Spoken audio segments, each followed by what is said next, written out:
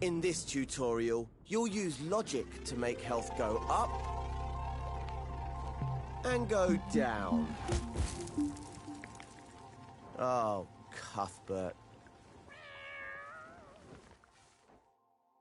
Let's start by going into play mode.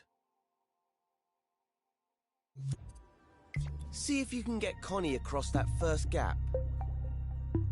Oops. Sorry, Connie. I forgot to fix that.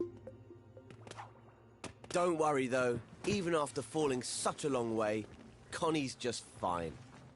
There's only one problem. There's no way for her to get back up.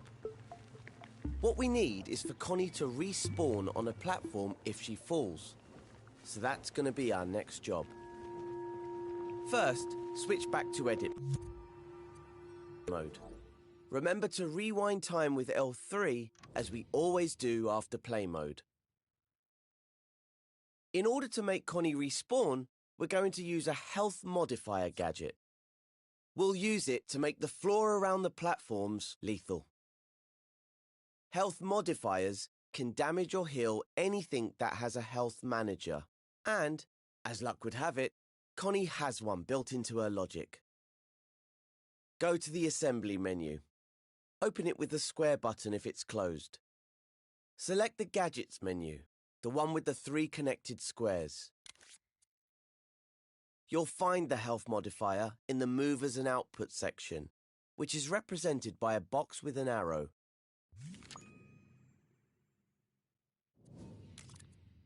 Now select the button that has a clockwork heart on it.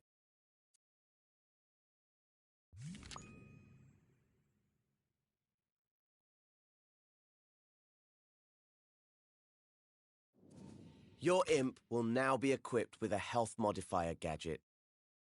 Stamp it somewhere central, near the floor, using R2 or X. Then unequip the gadget with circle. Your scene now has a health modifier, but to make it work as intended, we'll have to tweak it first. We'll do that in the next step.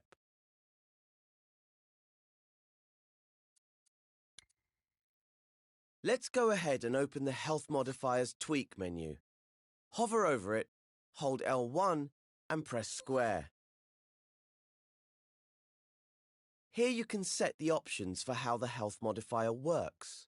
That includes how much health is modified, which is shown in the first slider. Right now, it's set to -100.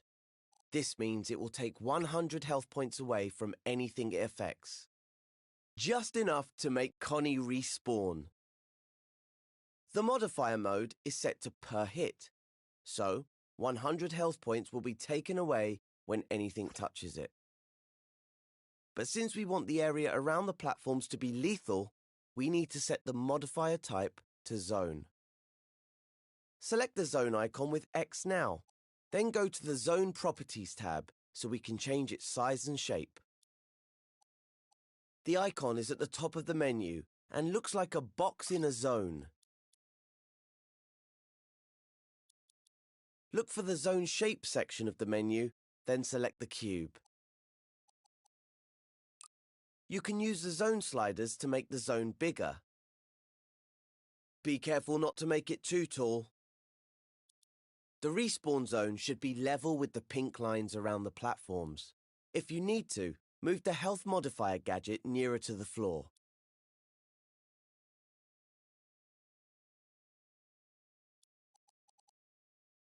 When you hover over the edges of the zone, you'll see white arrow gizmos appear. Grabbing these with R2 will let you change the size of the zone. Using those, you can make sure the area around the platforms is covered.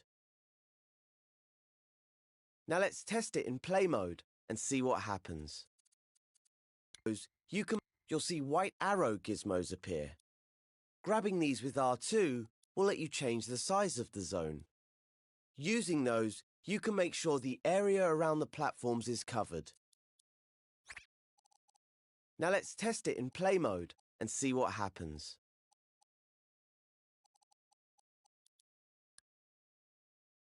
Perfect. If Connie falls off now, she'll just respawn back on the platform. Before we move on, maybe we should do something about this booby-trapped bridge. Switch back to edit mode and rewind time with L3. There. See what's causing it? It's that trigger zone.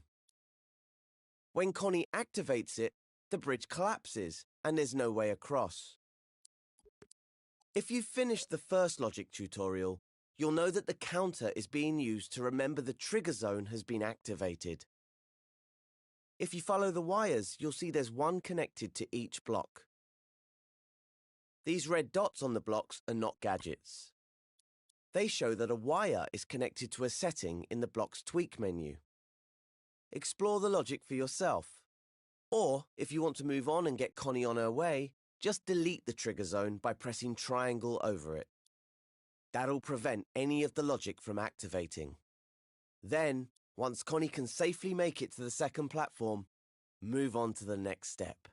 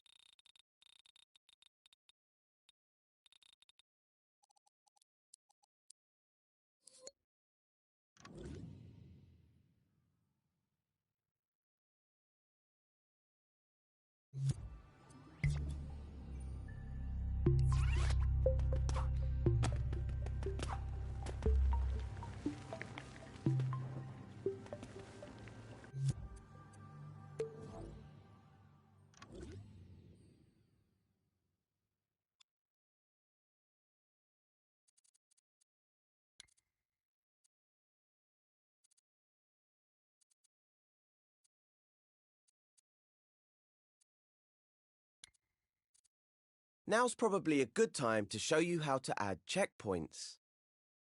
When playable characters like Connie activate a checkpoint, the scene remembers their progress. So when they respawn, they'll appear at the last checkpoint instead of starting off at the beginning. Go to the Assembly menu, then the Gadgets menu. If the last section you used is still open, close it by pressing circle over it. Expand the Gameplay Gear section with X, then select the checkpoint. It's the one that looks like a location marker. There. Now your imp is equipped with a checkpoint gadget. The direction of a checkpoint with a checkpoint gadget, then select the checkpoint. It's the one that looks like a location marker. There. Now your imp is equipped with a checkpoint gadget. Then select the checkpoint, starting off at the beginning. Go to the Assembly menu, then the Gadgets menu.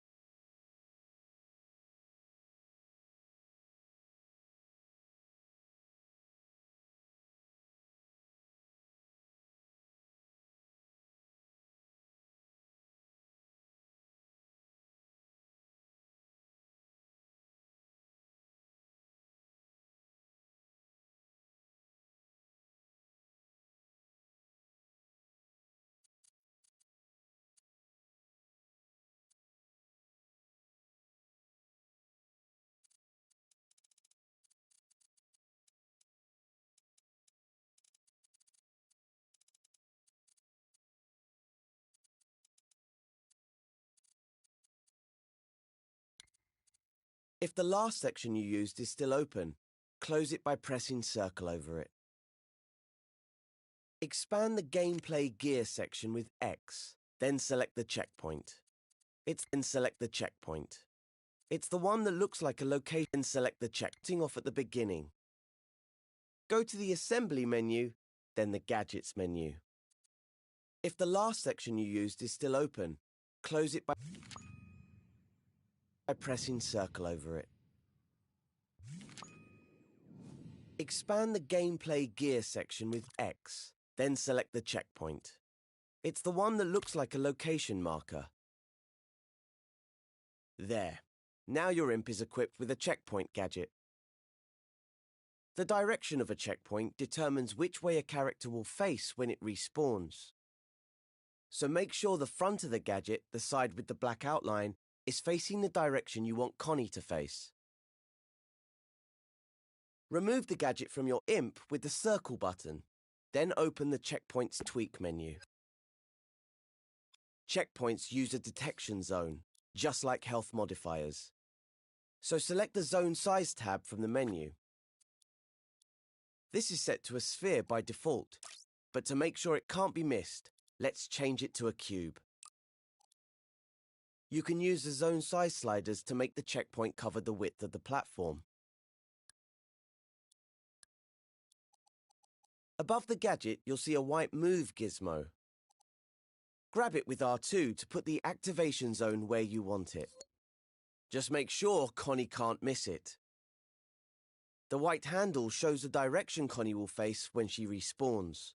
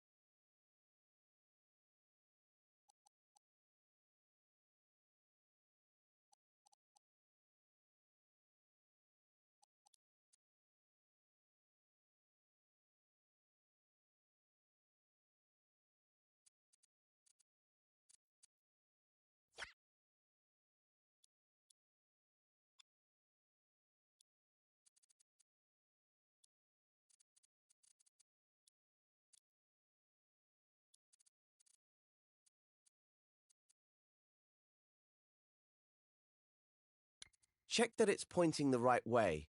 Grab it with R2 if you need to adjust it. Let's close that tweak menu with L1 and circle. Now try it out in play mode to see if the checkpoint remembers your progress. Sorry, Connie. We're gonna have to respawn you again. But it's all in the name of science, I promise. Great, there she is, right at the checkpoint again. When you're ready, go back to edit mode. Rewind time and move on to the next step.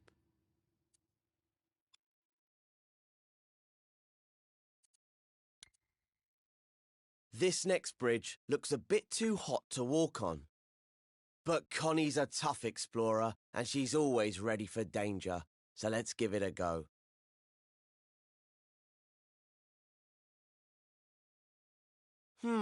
Okay, that block's too big for Connie to jump over.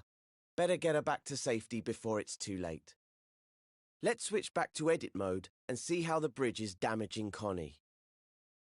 Move closer to the bridge and keep an eye out for any gadgets attached to it. Ah, there's one. A clockwork heart icon, so it's another health modifier.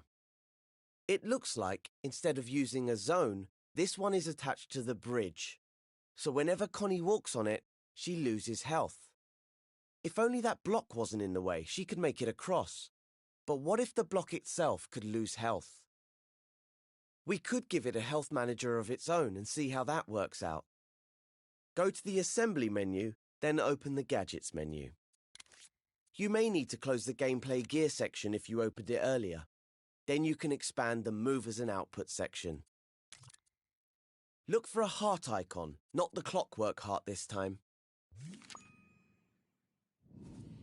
Select it with X to give your imp a Health Manager gadget. Stamp one near the block with R2 or X, then press circle to unequip it from your imp. To make the Health Manager affect the block, we'll need to attach it. The easiest way to attach gadgets to objects is to use what we call Surface Snap. Grab the Health Manager with R2 and hold it over the block.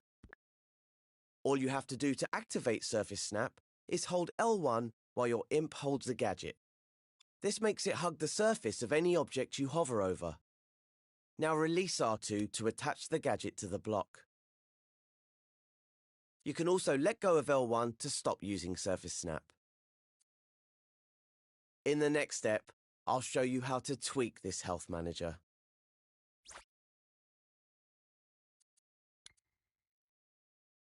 Now that we've given the block health, let's take a closer look at it. Hover over the health manager, hold L1 and press square to open its tweak menu. The sliders here define the block's maximum and current health. Click R3 to play time, and you'll see the health starts to go down. That's because the bridge's health modifier is damaging it. But you'll notice it's going down much slower than Connie's health was when she was on the bridge. The reason for that is this health manager has a 1-second cooldown. So whenever the block takes damage, it's invulnerable for 1 second after that. Grab the cooldown slider with X and pull it to the left with your imp. So what happens when it reaches 0? Not a lot right now. But we can deal with that in the next step.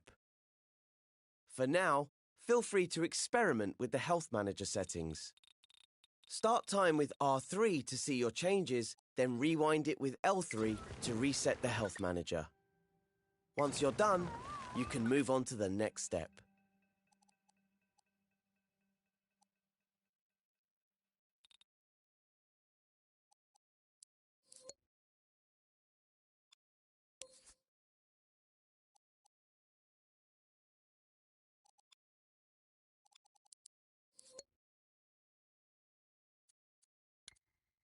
An object doesn't automatically get destroyed when it runs out of health, so we need to do a bit more work before we can get rid of that block. Let's take a closer look at its health manager. If its tweak menu is still open, close that first with L1 and circle. See the output ports on its right edge. Hover over the one at the bottom, the one that has a heart with a cross over it. This is the no health output, which sends a signal when the health manager is depleted. It can be used to trigger any number of things, but right now, we're going to use it to destroy the block. Go to the assembly menu and take a look in the gadgets section. It may still be open from earlier when you selected the health manager. Look for a skull icon on a button in the movers and output section and select it with X. This is the Destroyer gadget. It destroys whatever it's attached to. To attach it to the block, we can use Surface Snap. So hover the Destroyer over the block, hold L1 to make it Surface Snap, and press R2 or X to stamp it. Now you can unequip the Destroyer gadget with Circle. Okay, before we connect it up, let's just see if it works by clicking R3. Oh, it works all right. When time is running, the Destroyer activates and destroys the block. Rewind time with L3 to bring it back. We don't want the Destroyer to activate until the block's health has run out. To do that, we'll need to connect the no health output port to the Destroyer's power. So hover your imp over the health manager's no health output port and press R2 or X to create a wire. This will make power ports appear on the gadgets in the scene. Stretch the wire over to the Destroyer and connect it to the power port with R2 or X. Great! Time to test it again with R3 and see what happens. When the block's health runs out, it will get destroyed, leaving the path clear for Connie. But how do we know how much health the block has left? We could always look at its tweak menu, but you can't see that in play mode. So click L3 to rewind time, and I'll show you how to display health in the next step.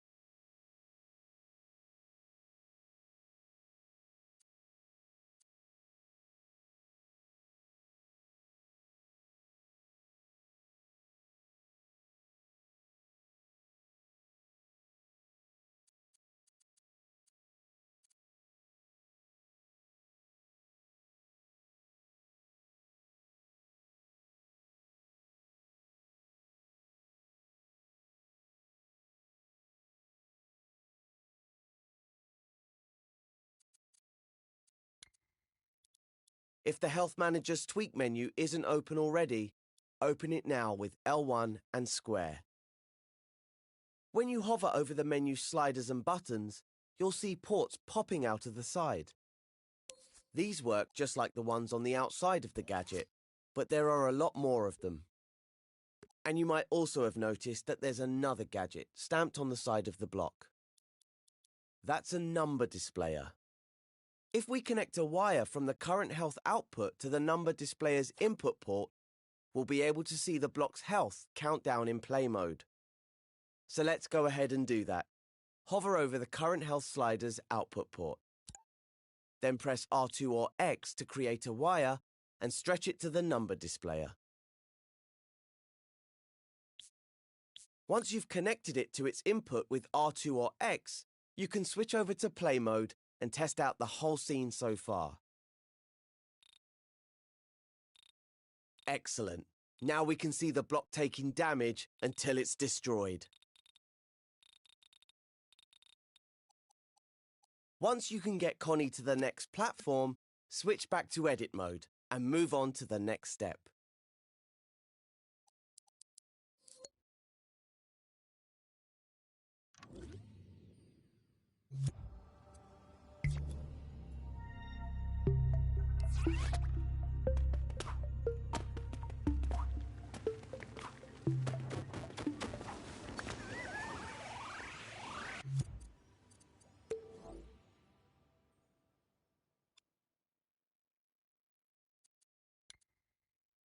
Well, Connie made it through, but she's a bit worse for wear. The burn effect you see on her is triggered by the current health output from her health manager. It gives you a visual cue of her health. The more singed she gets, the less health she has. I'm not sure poor Connie has enough health left to make it across the last bridge. What she needs is a bit of healing, so let's create a healing zone where she can recharge. This green pad looks like a good place to recover. We can turn it into a healing zone by placing a health modifier on it, using Surface Snap. You've used Surface Snap before, so this should be no problem. Go to the Assembly menu and select a health modifier from the Movers and Output menu.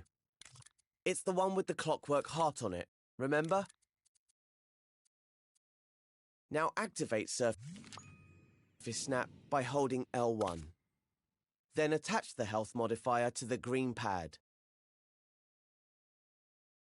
Now you can unequip the gadget with the circle button and open the modifier's tweak menu. We need to change it so it heals Connie. The health modifier is set to -100 by default, which won't do Connie any good.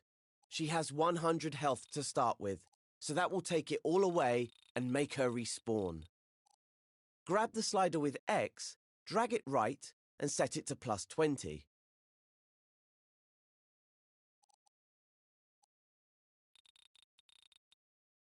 We want the healing zone to heal Connie while she's standing on it, so you also need to set the modifier mode to continuous. You can leave the modifier type as impact, since you've snapped the health modifier to the platform. And that's all there is to it. Close the tweak menu with L1 and circle, and give it a try in play mode. All right, that should give Connie the health boost she needs to cross that final bridge. Oh, she's been through a lot today, so take her through the door to end this tutorial.